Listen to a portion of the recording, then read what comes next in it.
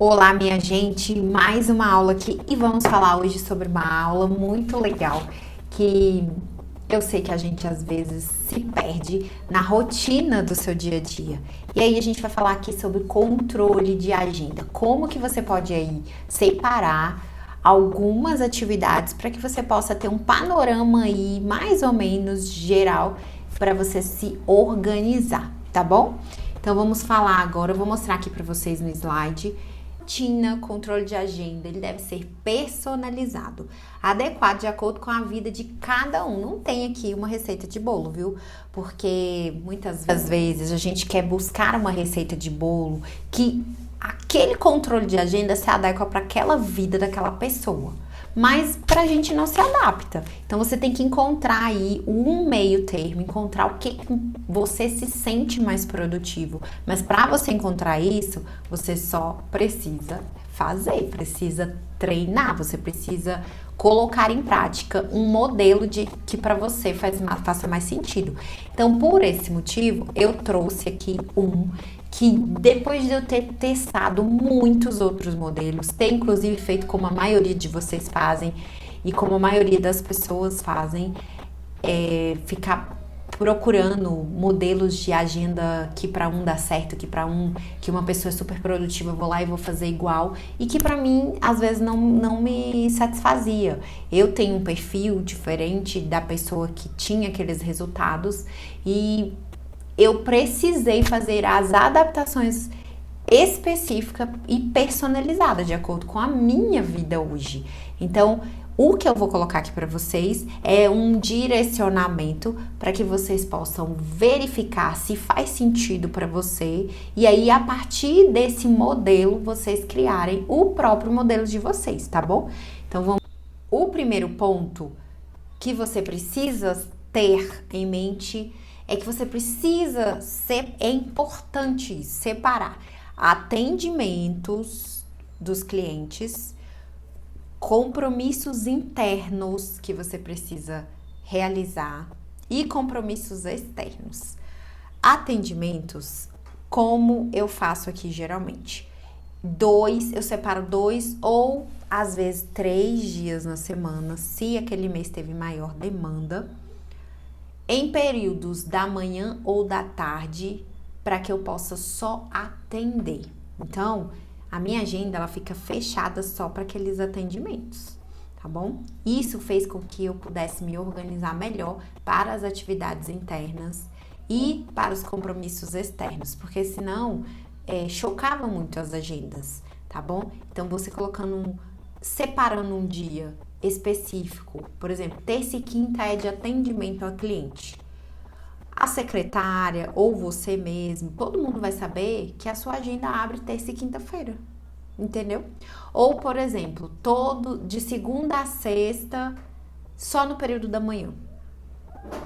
Então, você vai agendar os clientes, as demandas só de segunda a sexta, só no período da manhã. No período da tarde, você vai realizar outras atividades.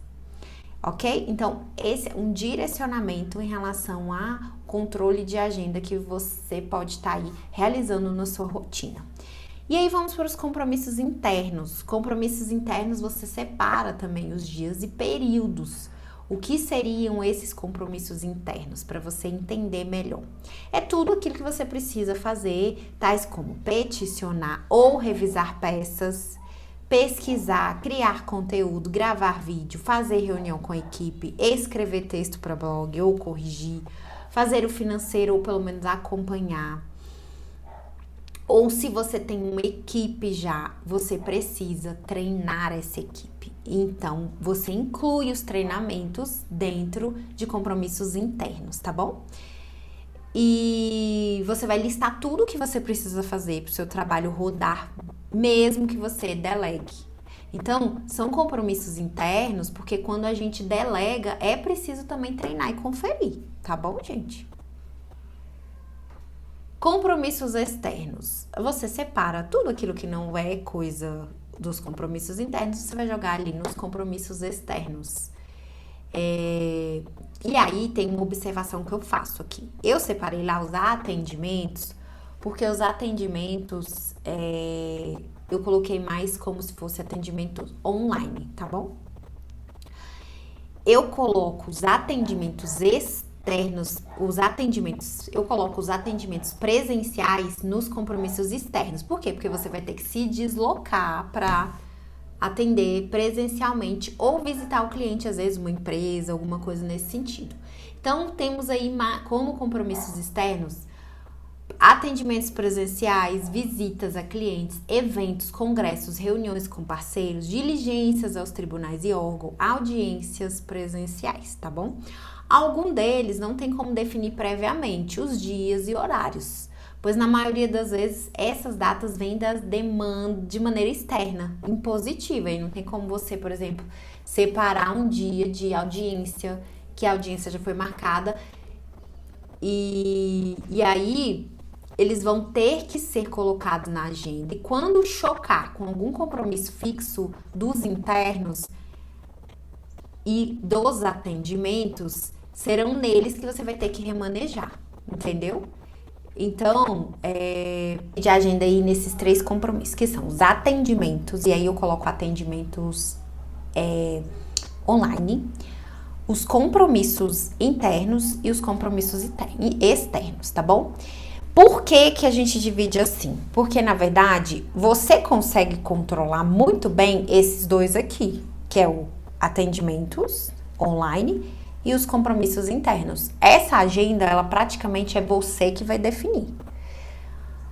E os compromissos externos, na verdade, as datas, a maioria de todos os compromissos externos, eles vão vir impositivos de fora.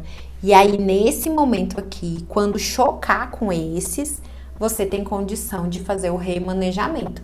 Mas aí você percebe que isso te gasta menos energia? Porque se você já tem definido na sua cabeça aqueles dias específicos para os 2 compromissos maiores, são os atendimentos online e os compromissos internos. Quando vem as informações de compromissos externos de fora, você já vai saber, esse aqui eu preciso trocar para isso ou não. E você tem um direcionamento mais organizado da sua agenda para que você possa fazer esses remanejamentos, tá bom? Essa, gente, foi uma das formas que eu encontrei pra mim e que fez muito sentido, porque que acontece? Quando você mistura muito compromisso externo com interno, o tempo de deslocamento, quando é necessário, os presenciais, o tempo de atendimento vai causando um certo estresse, entendeu? E aí às vezes, daqui a pouco você tá passando por cima de horários que ali eram considerados super importantes. Então, nesse caso, esse foi um modelo que eu encontrei muito bom, que faz todo sentido e que passou a ser mais organizado aí para rotina diária do escritório. Vamos para a próxima aula agora.